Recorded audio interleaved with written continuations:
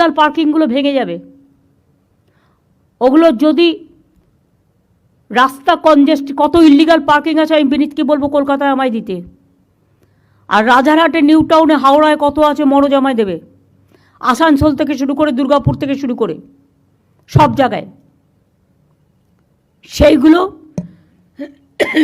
আদৌ illegal parking হওয়ার উপযুক্ত জায়গা কিনা, না ইল্লিগাল বলবো না, লিগাল পার্কিং হওয়ার উপযুক্ত জায়গা কিনা আমায় বলতে হবে।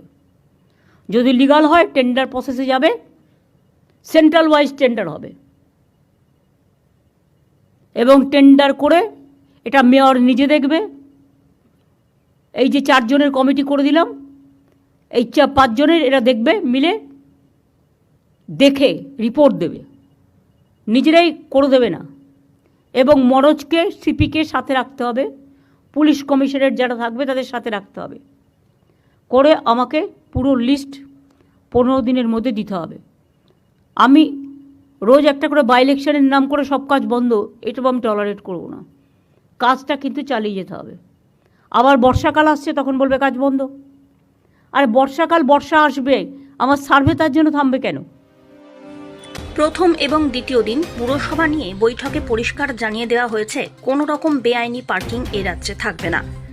বেআইনিভাবে রাস্তার ওপরে পার্কিং করে পার্কিংয়ের নামে টাকা তোলা যাবে না। বাস্তবে মালদার ইংরেজবাজার পুরো এলাকার ছবিটা সম্পূর্ণই আলাদা। রাস্তার ধারে রয়েছে পার্কিং, খোদ জেলা প্রশাসনিক ভবন চত্বরে পার্কিংয়ের নামে টাকা তোলা চলছে। পুরসভার স্লিপ দিয়ে চলছে টাকা আদায়। পার্কিং করি, পয়সা নিয়ে পৌরসভায় জমা করি। কত টাকা করে নেন? 10 টাকা করে নিই। আমাদের পৌরসভার রেট করা আছে পার ঘন্টা 10 টাকা, তো আমরা 10 টাকা করে নিই। আর যে এক্সেস লেট করে 3-4 ঘন্টা 5 ঘন্টা, ওগুলো 20 টাকা। বলছি এই যে পার্কিং স্লিপ দেন তো তার বদলে? হ্যাঁ, প্রত্যেকে স্লিপ নিতে চায় না, এই কারণে যে পার ঘন্টা 10 টাকা টাইম করা আছে, তো 5 ঘন্টা লাগলে 50 টাকা সম্ভব না। তাই জন্য ওরা যারা প্রত্যেকদিন এত বছর ধরে যাওয়া আসা করে, ওরা গাড়ি রেখে যায়, ওরা আসে, হয়তো 20 টাকা দিল, 5 ঘন্টার 50 টাকার জায়গায় 20 টাকা দিল। সেগুলো আমাদেরকে অ্যাভারেজ করে সেল টাকা মেক আপ করে টাকাটা আমাদের পৌরসভায় জমা করতে হয়। মালদার ইংরেজবাজার পুরসভার অন্তর্গত রাজমহল road, Rabindra avenue, কেজে Sanyal road, এমনকি জেলা প্রশাসনিক ভবনের সামনেও বিএসএনএল এর কার্যালয়ের উল্টো দিকে পার্কিং এর নামে টাকা দেওয়া চলছে।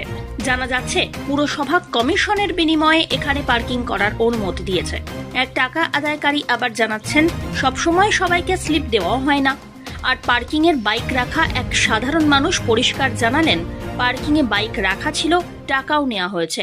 এখনো স্লিপ দেন না? যখন গাড়ি নিতে যায় তখনই টাকা নিচ্ছে অবস্থা, কিন্তু কোনো স্লিপ দেওয়া হয়নি।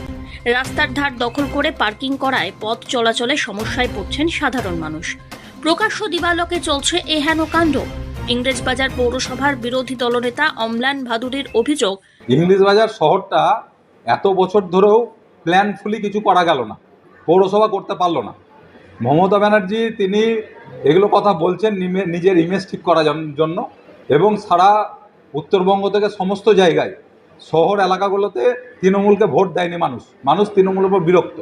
কিন্তু তিনি এগুলো বললেও এই সমস্যার কখনো সলভ করতে পৌরসভা পারবে না, কারণ যারা এই পার্কিংয়ে দায়িত্বে আছে তারা বেশিরভাগই তৃণমূলের কর্মী, তৃণমূলের সমর্থক তারাই আছে, তারাই অবৈধ পার্কিং চালায়। মানুষের গাড়ি রাখার জায়গা নেই, পরিকল্পনা মাফিক পার্কিং গোটা শহর জুড়ে কোথাও নাই। স্বাভাবিকভাবে এই অবস্থা আছে। এটা সমস্যা কলকাতা থেকে রাইটার্স থেকে বলে দিলেন, আর সমস্যা সমাধান হয়ে গেল। আর এখানে তৃণমূলের যে বোর্ড আছে সেটা সমস্যা সমাধান করে দিল। এটা ভাবাটাই বাতুলতা, এটা কেবলমাত্র একটা শোবাজি ছাড়া কিছু হচ্ছে না। ইংরেজবাজার পৌরসভার চেয়ারম্যান কৃষ্ণেন্দু নারায়ণ চৌধুরী অপরদিকে বলেন, কোথাও বেআইনিভাবে টাকা তোলা হচ্ছে কিনা তা তাঁর জানা নেই, তবে খোঁজ নিয়ে দেখা হচ্ছে। কিন্তু রাস্তার ধারে যে পার্কিং রয়েছে তা কার্যত এদিন তিনিও স্বীকার করে নেন।